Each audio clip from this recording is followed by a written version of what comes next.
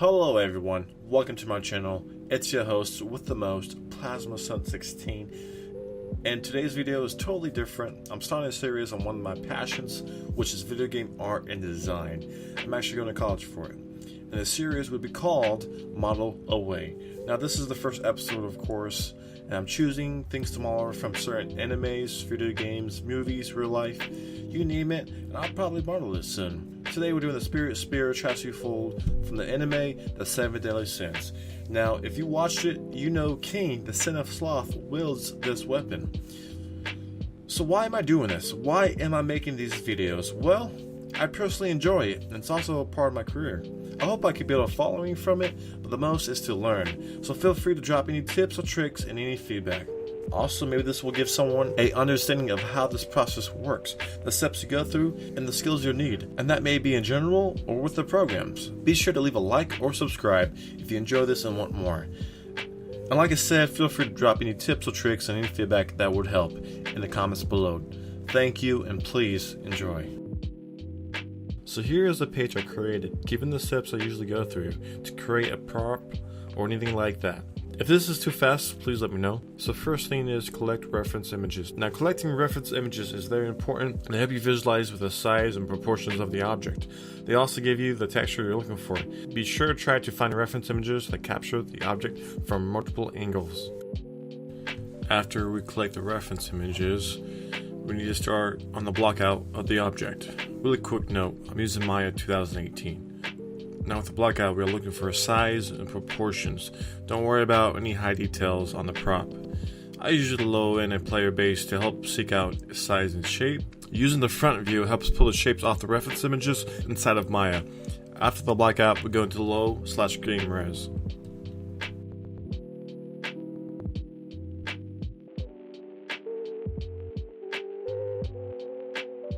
We will now use the blockout to create the game res.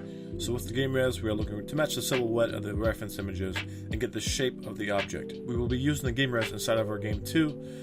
Like I said before, don't worry about the details. That doesn't affect the silhouette because we will be adding that detail inside of Systems Painter. It's very important that we use mesh tools and any tricks to get our game res to look good and like the reference images. I use a lot of tools from the mesh toolbar.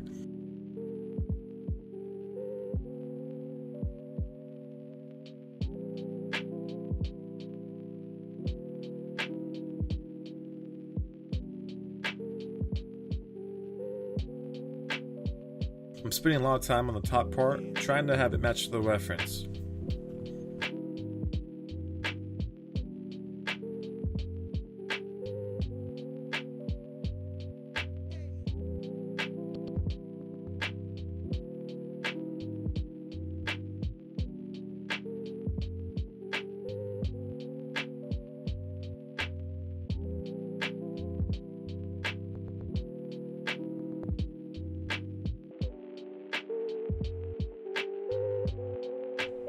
After we finish the game res, we want to go back and look at it. Apply any final changes you think it needs. I fixed the inner circle.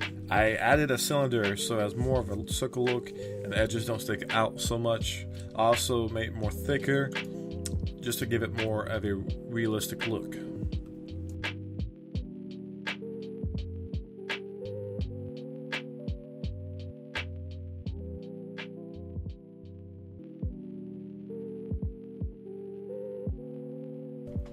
Alright, so it's time to apply the UVs for the model.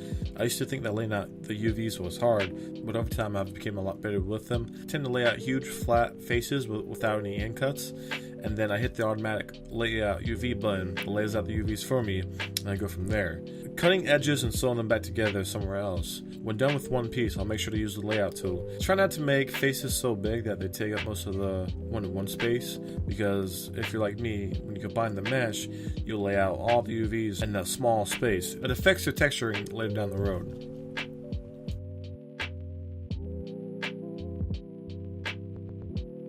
Now we head into Substance Painter to texture the spear. This should be simple because it's mostly made up of metal. We just need to make sure to match both the roughness and shine of the metal to the reference image. At first, Substance Painter seems like a difficult program, but after a quick tutorial, you can find it to be simple. Just be sure to use the tools you have to work quickly and efficiently. I'm applying the detail to normal maps to finish up the model. After that, I want to take a good render shot.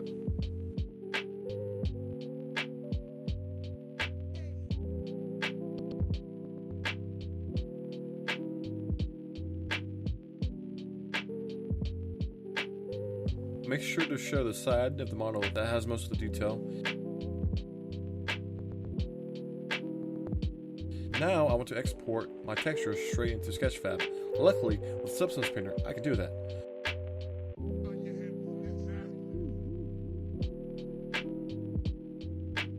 Go to File, Export Textures. For the config, select Sketchfab, and hit Export. Give it a title and description. And remember, you can always have it as a private asset, so you can only see it. You can also go back and fix it whenever you want until you think it's ready. With that being said, this was my process on this model and my workflow and how I did everything. Thank you to everyone that watched to the end. I know this isn't the best, but I'm going to try to keep making this better. Please leave any feedback down below in the comments. And make sure to check out the model on my Sketchfab and AutoStation. I'm leaving those links in the description down below. Also follow me on social medias and join my Discord for more updates. Thanks for watching, guys, and I'll be uploading the next video soon.